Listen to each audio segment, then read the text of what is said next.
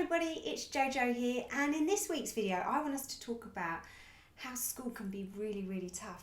But not only can it be really tough, but it can also be hard to actually ask for help.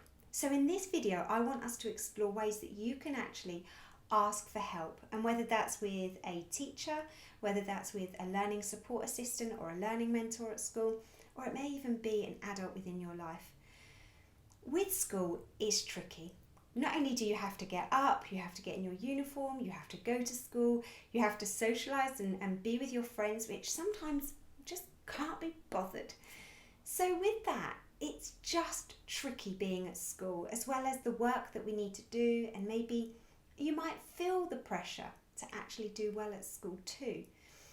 When it comes for asking for help, I've got 3 top tips that will maybe possibly make it a little bit easier for you to actually ask for help if you need it. My first top tip is we need to explore and really define where is it that you're really struggling with at school. Is it with spellings? Is it with maths? Is it with friendships maybe?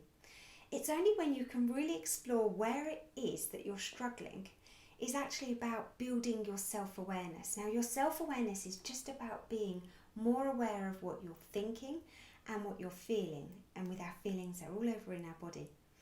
But by being aware of maybe what are we struggling with, sometimes we can actually help ourselves in the process, where just by becoming aware of it will help us focus on it. So that's the best one, is to just define what help you need.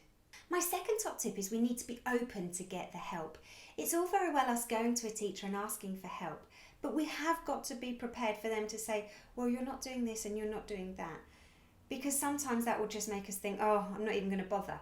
But actually, I need you to be prepared that by you kind of asking for help, you actually need to be prepared to maybe hear a few home truths that you might not want to hear.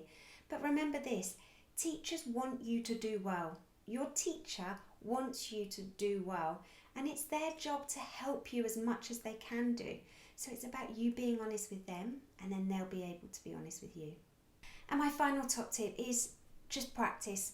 And whether that is with the guidance from the teacher or from the adults in your life, when you know that something's tricky, it's so easy to just give up and not bother, when actually that's not what we're going to do.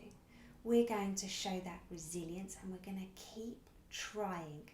I'm learning my times table here, and it is so hard, and all I want to do is I just want to give up and think, why on earth did I promise my school that I'd be tested for my times table? I don't know. However, keep going.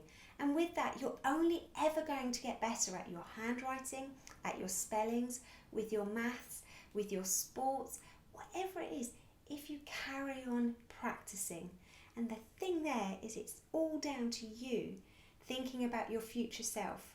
So it's very easy to be gaming or to be watching TV and to think, oh, I can't be bothered. But actually, think about you as a teenager, or think about you as an adult. And sometimes we need to put that person at the front of our mind when it comes to really keep going and being determined.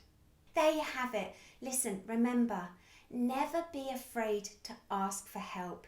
It takes sheer courage. It's you being extremely brave. But unless you're prepared to ask for help, you're never going to be able to change it otherwise. So find that voice, turn on that kind of inner bravery, and just go for it. Just go for it.